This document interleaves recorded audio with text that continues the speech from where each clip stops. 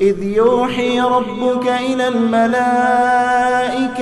أني معكم فثبتوا الذين آمنوا سألقي في قلوب الذين كفروا الرعب فاضربوا فوق الأعناق واضربوا منهم كل بنان ذلك بأنهم شاقوا الله ورسوله ومن يشاقق الله ورسوله فإن الله شديد العقاب ذلكم فذوقوه وأن للكافرين عذاب النار يا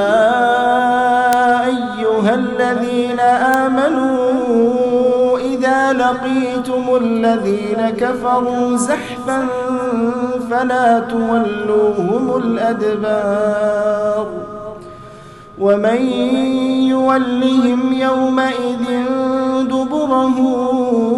إلا متحرفا لقتال أو متحيزا إلى فئة